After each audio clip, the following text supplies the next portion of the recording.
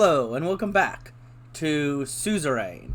And in today's episode, we're actually already in the middle of an event, but I didn't want more than a 35-minute long episode. That's kind of, that's pushing a little far. There are 30 trade-related topics to address today. Yes, we ended where we're starting on trade. We've already dealt with the relations between different nations in the last episode. Which topic should we tackle first?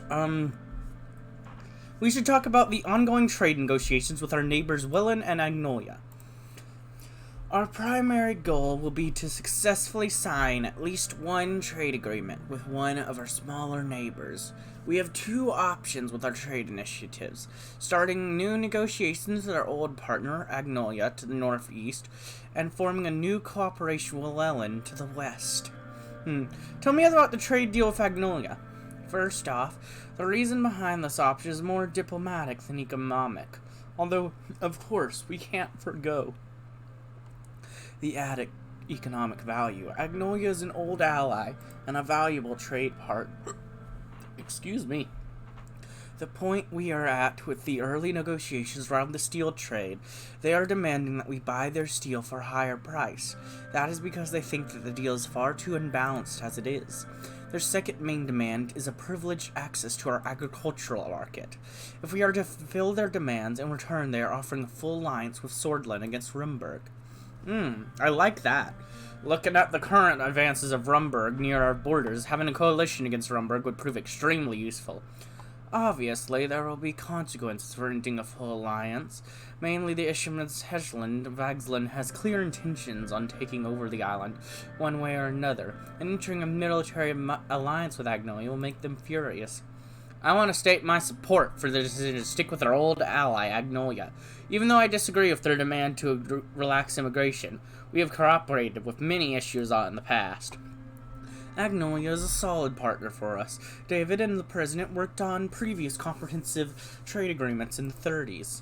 There are obvious subjects that we would still need to tackle, like our economics, the traded goods, and what to do with immigration. My opinion is that this is a good deal, and we should go for it. The new Agnolian Prime Minister is trying to improve the existing relationships. Yet David Whiskey is probably my second favorite character. The downside is that we would need to make concessions, a reality of any trade.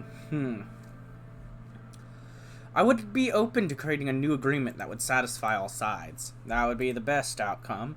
If you decide that Agnolia is a good option, another point is that they have a very democratic system. After the recent elections, the PM has a mandate to arrange a fair deal with us. Martin van Herten also is an avid supporter of relaxed immigration. Since we said we will keep immigration relaxed, it will help us. Regardless, if we are going to increase our regional influence to previous levels, we might need to make amends with our neighbors. Ultimately, the decision will be up to you, as always. Tell me about the trade deal with Welland. Dealing with a fractured country like Welland has its positives and negatives. Although it will be lucrative in the short term, there are risks associated with dealing with such a country. They are proposing co-investment projects and no tariff agreement. They are also offering oil in return for attracting foreign capital interests from Swordland. However, it is possible that there will be international ramifications of getting closer to a country like Welland. All in all, this is a very lucrative deal for us. However, we need to think about the consequences. I certainly don't support the decision to become friendlier with Welland. We carried their burden for decades. Their migrants flooded our country, and now they are expecting a deal from us. Maintaining influence with Welland could prove useful. Yes, it is risky, but think about our influence on an undeveloped region like that. We could also sell more products and enter their market easily. I'm of the opinion that is simply too risky. Yes, we would gain resources and immediate capital, but I'm afraid of the consequences. You may be right, it's risky. I tend to agree. If we wish to go forward with the deal when the time comes, there's a topic of immigration to consider. Viktor Smolik is a known isolationist. Our promise to keep our immigration policy relaxed will not help at all. He blames us for bringing Western interests to the region. He also doesn't want his political opponents to flee here. I personally don't like the idea of getting too close to Welland. Me too. Agreed. I still think we should give it a try. Our campaign promised to steer Swordland towards the west, and Arcadia will have an effect on negotiations, especially with Welland. As you know, the current affairs of Welland are partly a result of the United Cortana's support of Victor Smolak. This will be a problem, but definitely worth trying. As for Agnolia, this promise has made them cautious, which might make it harder to get a good deal. We also need to consider the effects of our economic doctrine plan. The fact that we are headed towards a market economy will have an influence. Good negotiations optimize the interests, which makes the difference between trivial, allowing both sides to reach a deal. Very true, Mr. Vectorn. We have a lot of time to prepare before the scheduled visits to Welland and Agnolia. I believe this gives a brief overview of our current options. Our trade delegations will bring work towards the end of the year. We expect final negotiations and the signing of the trade agreements to happen next year. I'm very much looking forward to visiting Stallport and Clawlitz with party animals like David and Simon. Peter laughed. Iosif narrowed his eyes and stared at him. I'd like to know more about Rhesia. The nation south of Lesbia is a centralized constitutional monarchy led by King Romus Taurus, the grandson of Queen Liza Taurus the Great, and the son of King Vilroro Taurus the Frail. The kingdom is a developed nation that wielded considerable influence in southern Macopa before the reign of Vilroro. The country has lost some territory to internal strife. The Alfonso government signed vital trade agreements with King Romus Taurus, benefiting both nations at the time of need. Attempts at further cooperation stalled out due to the king's blood ties to Rumburg. What exactly are those blood ties between Rhesia and Rumburg? In the 1930s, King Romus married Princess Lena Livingston, the youngest daughter of King Alfred Livingston II, sister of Queen Beatrice Livingston. It was a political marriage that benefited Rhesia, helping save it from downfall. The two nations are close, to say the least. The Taurus and Livingston families should be considered allies for the time being. However, from a practical standpoint, they are too far from each other to provide military support. Both countries are also part of the worldwide network of monarchies known as Grace. The framework is mostly financial and politically motivated due to the pressures of nationalism and democracy. All these kings and queens disagree more than agree, but they're forced to tolerate each other's differences. Imagine if Cortini and the SBC cast the world's remaining monarchs in a soap opera. You should bring it up next time you see him. See what he says. I smell an international hit.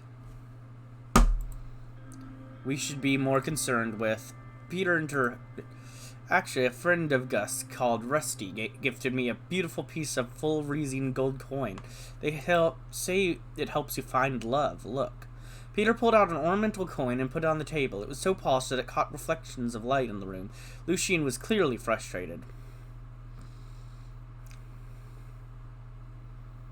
You don't need help finding love. You've got Evelyn, right? Yeah, sure. She's the greatest. Moving on. Let's discuss the deal potential and what's on the table.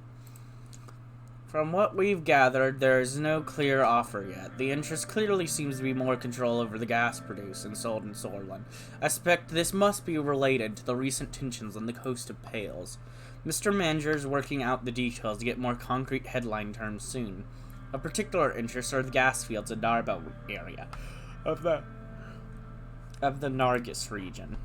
That must be related to Gassam operations. Gus has ties with people around that corporation, even though there's another CEO, Elward Alfonso, is still the chairman.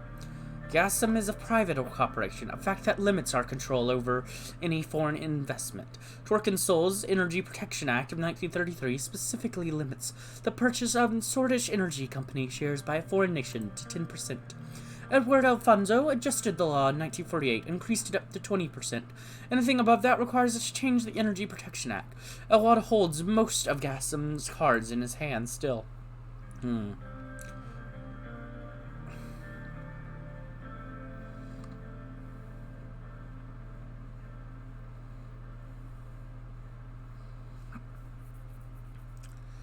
Good thing we handled the transfer of power within the party diplomatically. I'm sure you'll be more open to talk.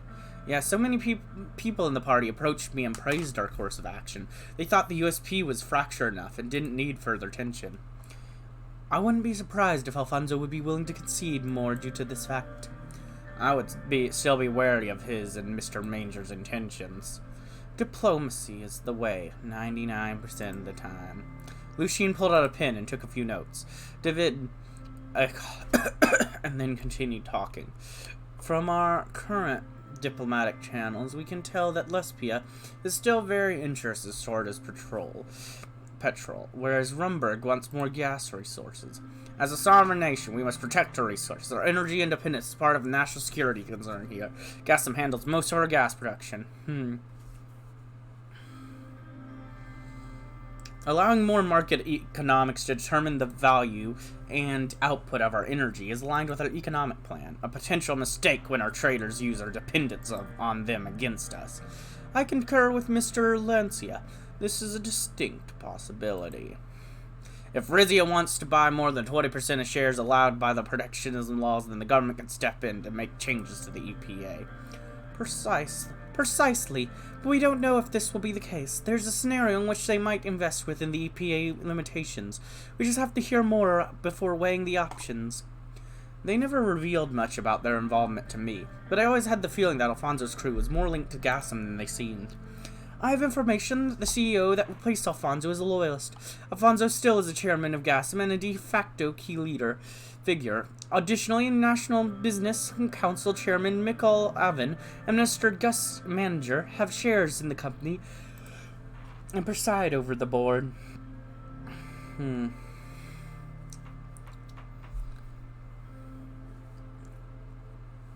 Affluent swords don't stray far from each other. Why would they? Similar circles, similar education, backgrounds, companies.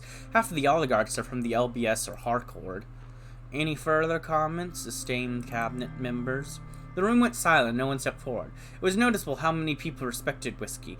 He carried the soul of Swordland as a symbol of the past. I think this summarizes all we know and what we stand to gain, Mr. President. What are your thoughts? I look forward towards a potential investment from Riza into Swordland. There is a strong potential for further cooperation, and Rizia previously aided Swordland when it needed foreign help the most. I will assist in analyzing the political implications, Mr. Whiskey. Thank you. Our support staff and I will be working towards next steps soon after receiving more context from Mr. Manager. Our ambassador in Porti Drenzen is a communication with Benito Esquivel, the Rizian Counselor of Foreign Affairs, already. Well, that concludes our meeting, Mr. Rain. Thank you all for coming. I will take my leave then, sir. The meeting concluded and the team dispersed. Our diplomatic action plan officially began. Whoop whoop!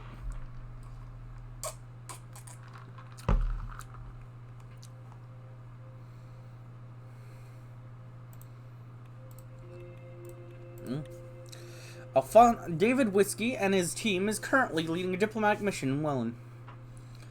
David Whiskey and his team is currently leading a diplomatic mission in Agnolia. Cool. Oh, shoot. What's up? CSP unveils comprehensive IOTAKE plan for Rika's infrastructure. In a calculated effort to expand its global geopolitical sway, the Crotonan Securities Pact, spearheaded by Vice Security Chairman Turkaz's IOTAKE, has unveiled a colossal investment scheme aimed at revolutionizing Rika's infrastructure and education sectors. As the continent of Rika emerges as a fresh battleground in the global tug of ideologies, an increasing number of revolutionaries embracing Melkovism, Vagolian socialism indicate a shifting landscape. A comprehensive plan lays out investment amounting to 150 billion KS over the next 5 years, seeking to significantly boost Rika's public infrastructure. Key projects including upgrading 5,000 km of rail and road networks, constructing 3 major hospitals, and establishing 200 healthcare facilities across the continent. Simultaneously, an unprecedented revamp of Rica's education sector is on the anvil, with plans to construct 150 new schools and introduce an enhancement in curriculum focusing on science, technology, and the arts. With this initiative, the CSP endures to portray Rica as a beacon of sustainable development, providing a counter-narrative to ATO's capitalist expansion and exhibiting the efficiency of the CSP's socio-political model. Interesting. Arvery. Young Swords member claims links to the government. A detained Young Swords member in Arvery claimed that he had connections to the local government. We have been investigating the truth of his claims, but we're not able to find any further leads for now. Investigations about this case will be continuing. Estord. CPS and LUS protest in Estord. In Estord, the Communist Party of Swordland and the Labor Union of Swordland have begun to protest against Gassim. The protest aimed at voicing concerns about Gassim's activities has drawn significant attention. The CPS and LUS have united their forces, adding to the intensity of the protest. The reaction to the Narbel administration, Gassim, to these protests is being closely watched. Lachavin. CPS and LUS picket line. The Communist Party of Swordland and the Labor Union of Swordland have set up a picket line in the city. The two organizations, after recently moving to the Gotham HQ in the city, are actively expressing their discontent. The situation is attracting attention, with the impact of the city's daily functioning yet to be determined. The response of the local administrations to this development is being keenly observed. Interesting. Grand National Assembly Green Bill and Wholesword. The Grand National Assembly is preparing the Green Bill, with a focus on promoting sustainable industry practices, particularly in Gloomy. Section 1 of the Act proposes stricter regulations on industrial pollution and waste disposal. It suggests hefty fines for non-compliance, with the collected revenue to be reinvested in environmental recovery projects. The Wholesword Post. Remus Holstord criticized the Workers' Rights Bill. Remus Holstord, deputy of the National Front Party, recently voiced objections to the Workers' Rights Bill, currently in conception phase. His criticism targets the bill's fifth section, which extends the same rights to migrant or undocumented workers as to Swordish citizens. This proposed legislation has sparked a debate on the rights of migrant workers and the responsibility of employers, indicating a turning point in Swordland's labor laws. Energy Protection Act repeal process begins. A significant development unfolded in the Grand National Assembly as the process to repeal the Energy Protection Act of 1932 was initiated. The act presently restricting foreign ownership of security-sensitive energy corporations to 20% is now under threat. Vocal advocate Franz Richter of the PFJP and USP reformist wing leader Albin Clavin argue that repeal could stimulate economic growth and foreign investment. Our opposition from the United Swordland Party and the National Front Party remains, protecting Swordish strategic industries from foreign control. The decision now awaits next month's crucial vote. Emergency in Anraka, Mayor announces. Troubling news are coming from the mayor of Anraka, who reported that a state of chaos exists in the city and called an emergency directive, authorizing him to use his security powers. In an announcement, Mayor Lesty said, "We are reporting 20 police officers heavily wounded, 2 police stations burned down, and several shot. The city is in a state of emergency and we are trying to restore order." The local Grand Armée began assisting the mayor after the emergency request was made. The armed units are now securing critical junctions and key infrastructure like power stations, hospitals, and municipality buildings. Local NFP members have announced that they will assist the local enforcement with the task of keeping the streets safe by reporting violent dissidents and statements criticized by the local PFJP officials. Swordland Today, Alfonso Foundation, a beacon of charity. Today we highlight the efforts of Alfonso Foundation, a beacon of charity in Swordland, founded by Elward Alfonso, the third president of Swordland. The foundation has taken strides towards mitigating income inequality and addressing homelessness. Committed to long-term solutions, the foundation worked tirelessly to promote fair wages, improve access to education, and champion policies favoring economic balance. Elwald Alfonso may have stepped away from politics, but his impact continues through his noble initiative. Economics, calling for an open market, repealing the EPA. The hallowed halls of the Grand National Assembly of Sordland were recently alive with spirited debates concerning the Energy Protection Act of 1932. Friends Richter of the People's Freedom and Justice Party and independent MP Manson Leak tabled a proposal to repeal the EPA, currently restricting foreign ownership of security-sensitive energy corporations to 20%.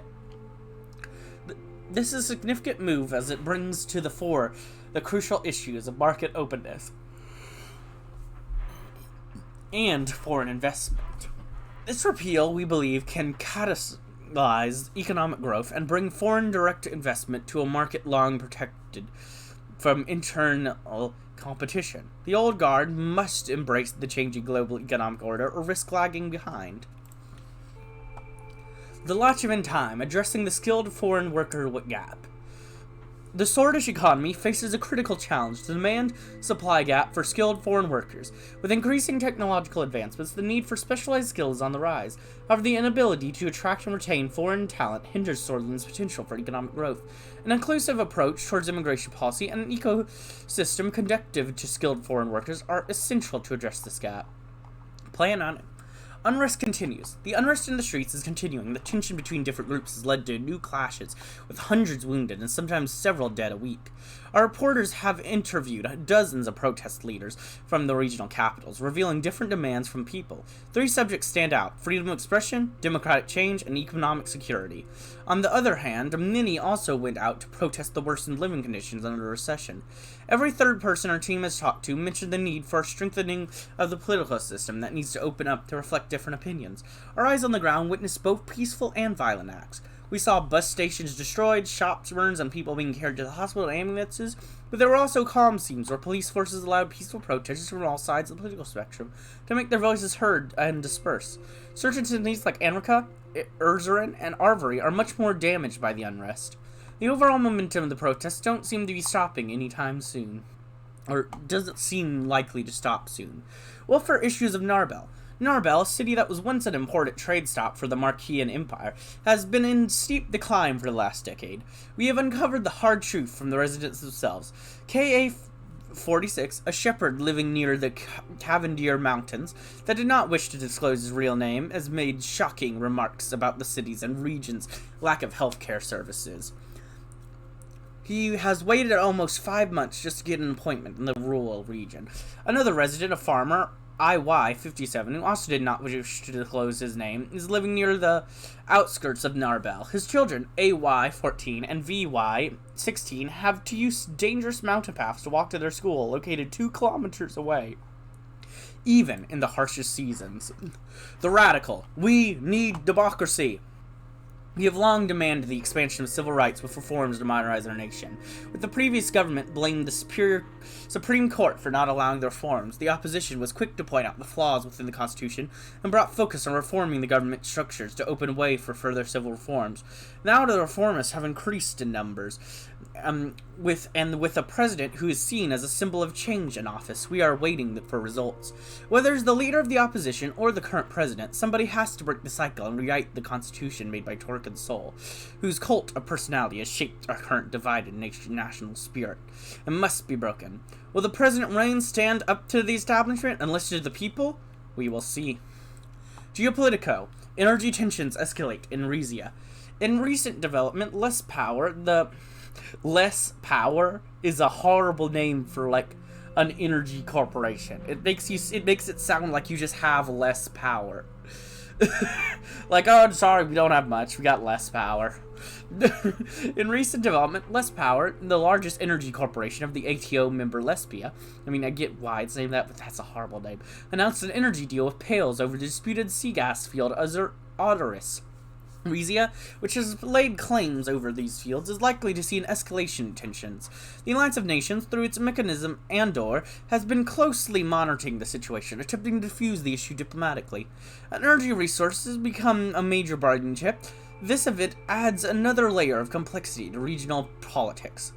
Sordland condemns closure. The response to the Rumburg consulate closure in Lachevin was quick. The Minister of Foreign Affairs sent a strongly worded official diplomatic condemnation letter, accusing Rumburg of destabilizing Sordland and the surrounding region. Several nations have made supporting statements for Swordland in the Alliance of Nations.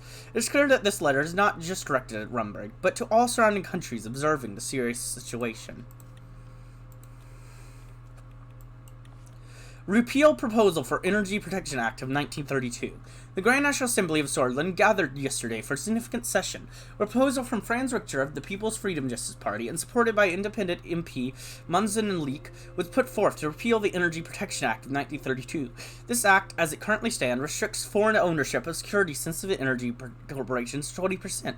The proposal to repeal or modify this law has been a topic of debate in the Assembly, with proponents arguing for an open market approach and opponents advocating for protection of Swordland's critical industries from foreign influence. If the repeal successfully garners the requisite majority in the Assembly, it will then be taken to the Maroon Palace for final approval. Tourism and Cultural Preservation Act. The Swordland Tourism and Cultural Preservation Act aims to amplify the cultural allure and tourism viability of Bourne, Ribery, Lochevin, Anrica, and Binfie. The Grand National Assembly is calling for a collective push to establish Swordland as a global tourist destination and reduce the effects of the recession.